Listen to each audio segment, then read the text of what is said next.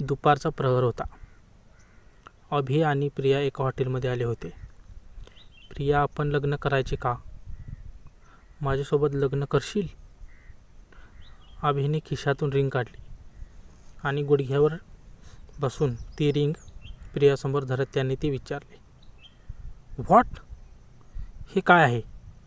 असे प्रिया म्हणाली.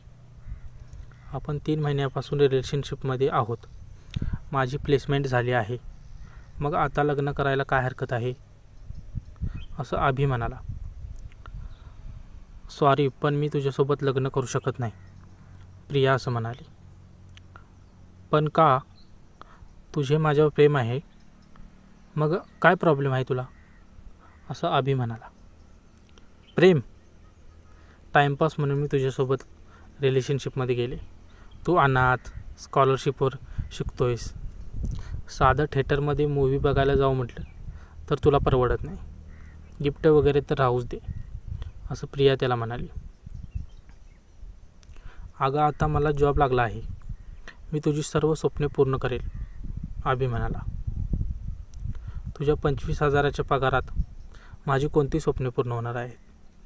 मला मिडल क्लास म्हणून नाही जगायचे. माझे तुझ्यावर प्रेम नाही. Last week I spelt with Rahul, असं प्रिया म्हणाली.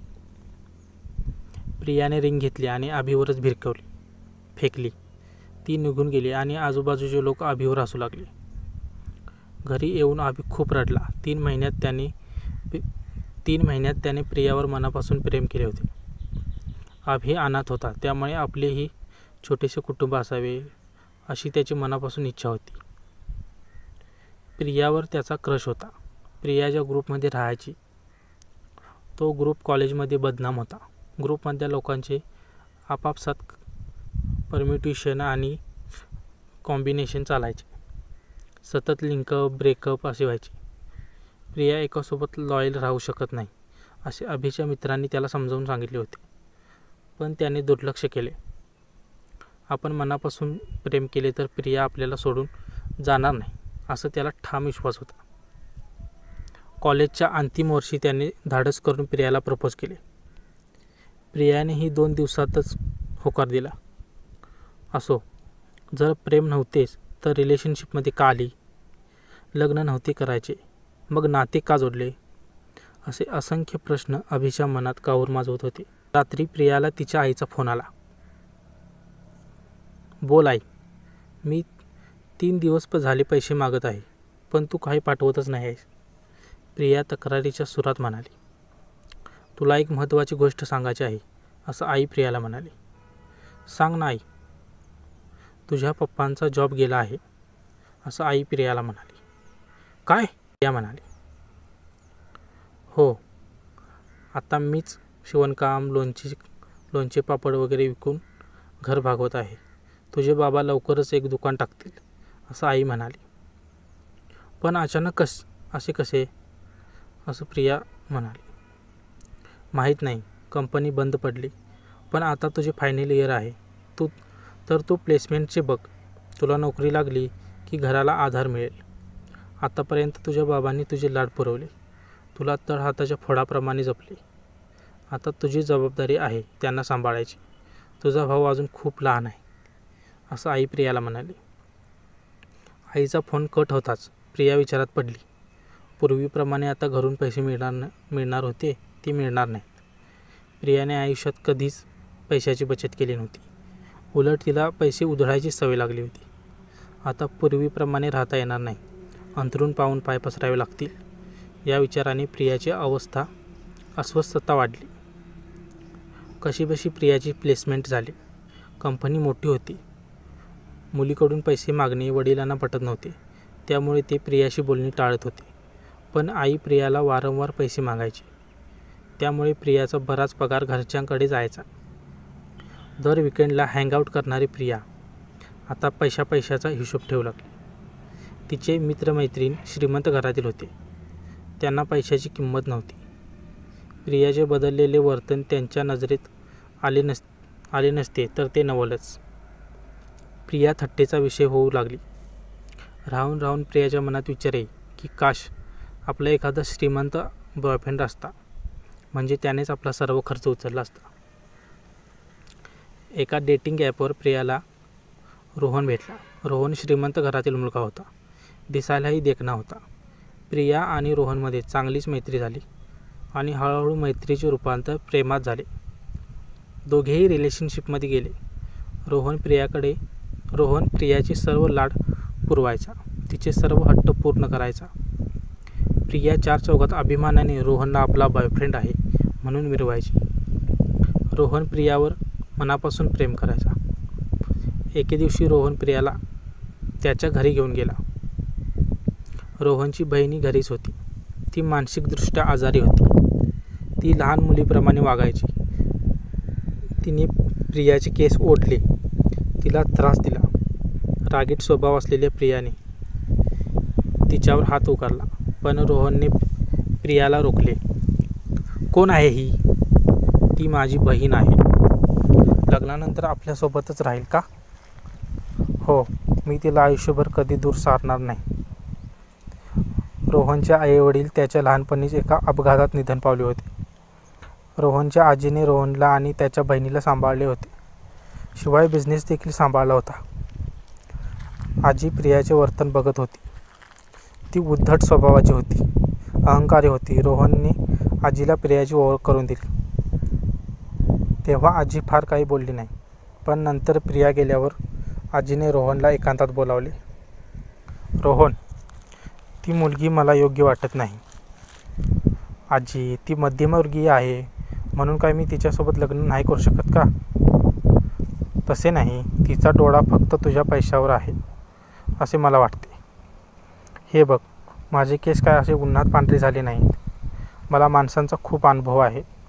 प्रिया तुझ्या बहिणीसोबत कशी वागली तू बघितले नाही का? नोकरांसोबत ही कशी वागत होती.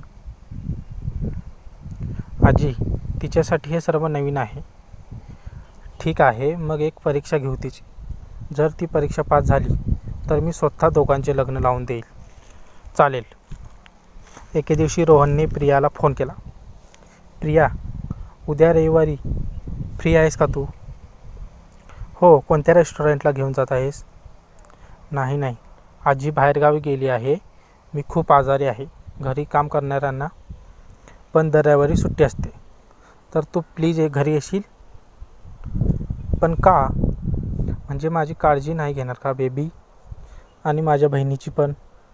यार, मी तुझी गर्लफ्रेंड आहे, नोकर नाही की तू आजारी पडल्यावर तुझी काळजी घेईल.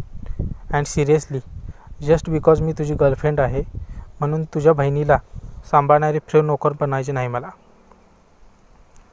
यार, मी ही किती मदत केली तुझी. तुझे वडील आजारी होते तेव्हा तुला पैसे मागितलेस तेव्हा मी तुला खूप पैसे दिले. मग काय उपकार केले का? तू पुरुष आहेस, माझा बॉयफ्रेंड आहेस, तुझे कर्तव्यच आहे ते. पण मी आजच्या काळाची मुलगी आहे, तुझी सेवा करणार नाही. सेवा नाही, पण माझ्यावरच्या प्रेमाखातर तर तू काळजी नाही घेऊ शकणार. लग्न झाल्यावर माझ्या कुटुंबावर तुझाच हक्क असणार आहे. त्यामुळे आत्ताच जर तू माझ्या कुटुंबासोबत मिसळलीस तर चांगले होईल ना. किमान माझ्या आनंदासाठी. मला तुझ्या कुटुंबात काही इंटरेस्ट नाही. तुझ्या पागल बहिणीला भेटायला काय बघायची माझा मूड नाही.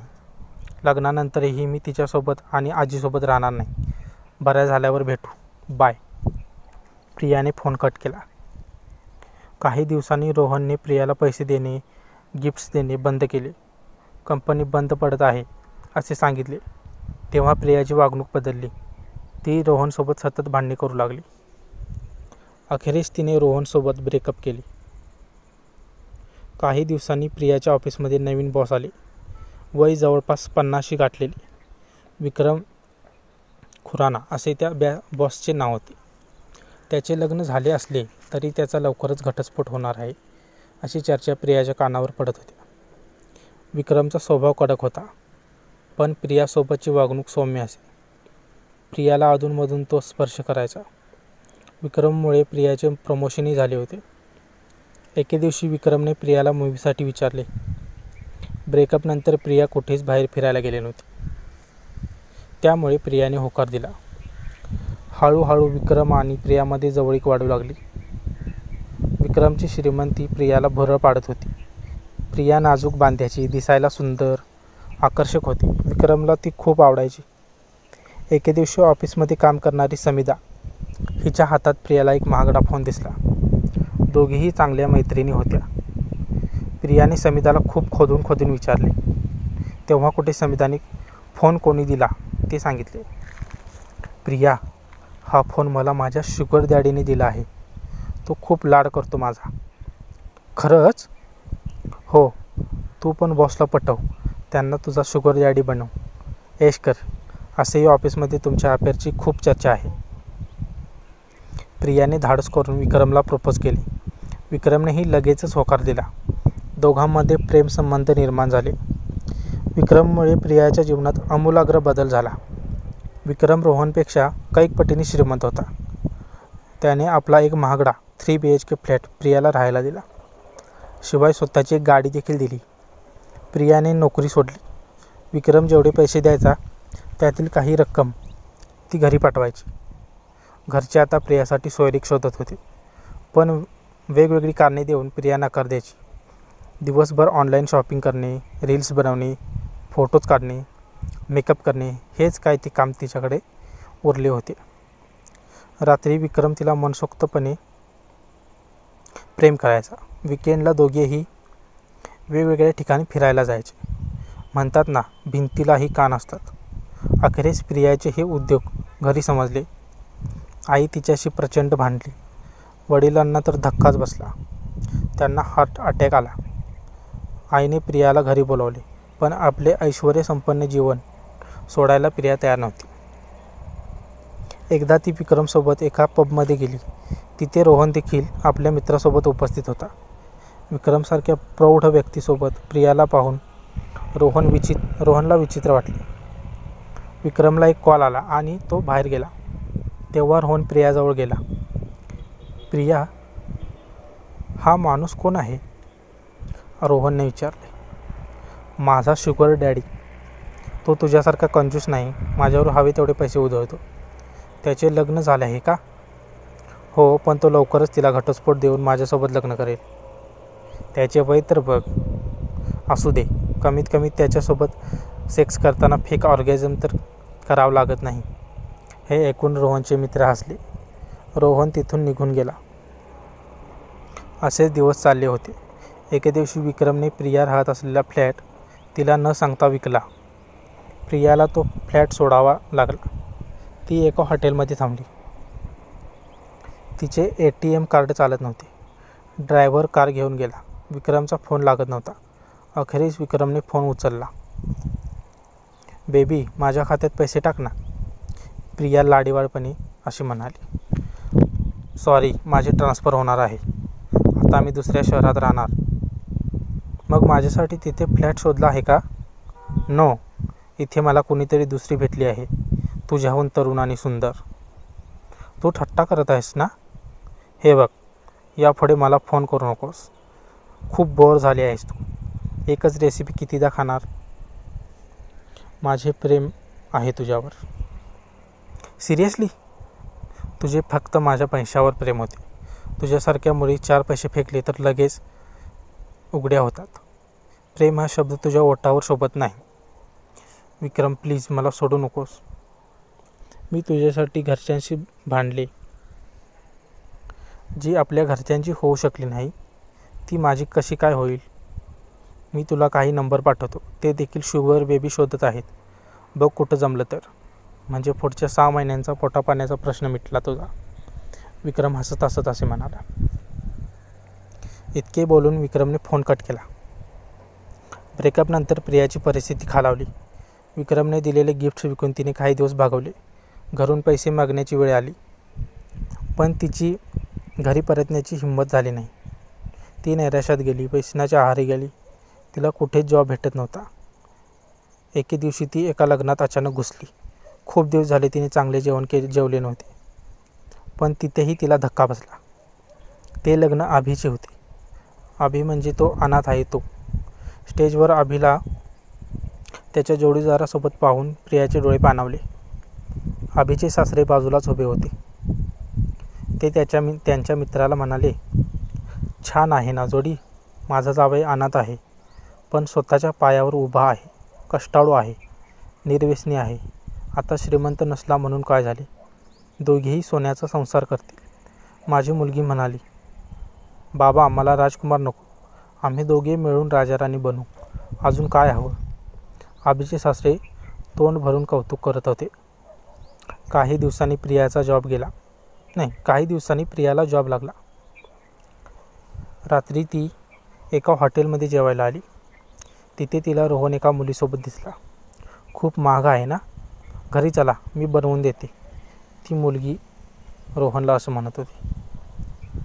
तू ऑर्डर कर फक्त, पैशांची चिंता करू नकोस, रोहन हसत हसत म्हणाला. त्या मुलीला एक फोन आला आणि ती बाहेर गेली.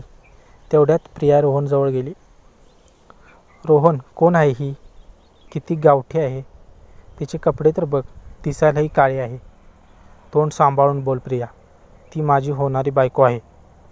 सोड तिला, आपण परत रिलेशनशिपमध्ये जाऊ शकतो. नाही, आता खूप उशीर झाला आहे. प्रिया, त्या दिवशी मी फक्त तुला माझी किती काळजी आहे हे बघण्यासाठी फोन केला होता. मला तुझ्या लोपात एक मोलकरी नको होती, पण लग्नानंतर 2 कुटुंबे एक होतात. लग्नानंतर तू माझ्या फॅमिलीला स्वीकारू शकशील का हे बघायचे होते. उद्या तुझ्या आईवडिलांना काही झाले तर मीही धावत गेलो असतोच ना. फॅमिली सोडून दे, मी आजारी आहे कळल्यावरही तुला काहीच वाटले नाही. जेव्हा मी तुला सांगितले की माझी कंपनी बंद पडणार आहे, तशी तुझी वागणूक बदलली. मी पैसे पाठवणे बंद केले तर तू ब्रेकअपपर्यंत पोचलीस. इतकेच होते का तुझे प्रेम? बॉलिवूडचे फालतू पिक्चर आणि काही वेब सिरीज बघून तुझे डोके खराब झाले आहे. ब्रेनवॉश झाला आहे तुझा. बॉयफ्रेंड म्हणजे ATMची मशीन नसते प्रिया. तुझ्या बाबांनी तुला शिकवले, मुलगी म्हणून काही भेदभाव केला नाही, काही कमी पडू दिले नाही, तरी तुला तुझ्या बॉयफ्रेंडवर अवलंबून राहावं वाटते. स्वतःच्या कामावर जगू शकत नाहीस. मान्य की तुझा बाबांचा जॉब गेला म्हणून अचानक तुला तुझ्या खांद्यावर जबाबदारी पडली. पण जर तुझ्या जागी कोणी मुलगा असता तर त्याने काही तक्रार न करता निभावल्या नसती का जबाबदारी? की श्रीमंत गर्लफ्रेंड शोधली असती? जेव्हा आपण रिलेशनशिपमध्ये होतो तेव्हा ऑर्गॅझमबद्दल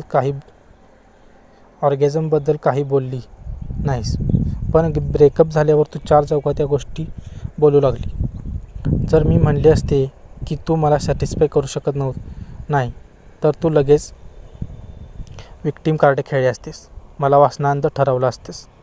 वुमन एम्पॉवरमेंट म्हणजे फक्त सेक्समधले सुख नसते. माझी होणारी बायको तुझ्यासारखी गोरी नाही, गावठी बोलते, पण तिने लग्नापूर्वी अट घातली की ती नोकरी करेल, अर्धा पगार माहेरी देईल. तिला UPSC द्यायचे आहे, तिला स्वतःची वेगळी ओळख बनवायची आहे. याला म्हणतात वुमन एम्पॉवरमेंट. तुला तुझ्या बाबांनी यासाठी शिकवले होते का की तू लग्न झालेल्या माणसाला पटवून त्याचे पैसे उधळत बसशील? संकटे सर्वांच्या आयुष्यात येतात, पण आपले संस्कार कोणी विसरत नाही. स्वतःच्या पायावर उभी राहा. बॉयफ्रेंड किंवा पती शोधायचा तर तो प्रेमासाठी शोध, पैशासाठी नको. रोहनचे हे शब्द ऐकून प्रियाला पश्चाताप झाला. तिला तिच्या आईचा फोन आला. तिच्या वडिलांचे निधन झाले होते. तुझे बाबा मरताना तुझेच नाव घेत होते. त्यांना नेहमीच कन्यारत्न हवे होते. तू जन्मली आणि ते इतके आनंदी झाले की विचारू नकोस. त्यांनी स्वतःलाच दोष दिला. त्यांची नोकरी गेली नसती तर तू गैरमार्गाला लागली नसतीस, हेच म्हणत होते ते. आई रडत असं सांगू लागली. आई, माझे चुकले. मी प्रेमाच्या जागी पैशाच्या मागे धावत होते, म्हणून माझी स्वतःची प्रेमाची गोष्ट कधी बनलीच नाही. प्रिया रडू लागली. एकमेकांच्या गळ्यात पडून दोघी मायलेकी रडू लागल्या.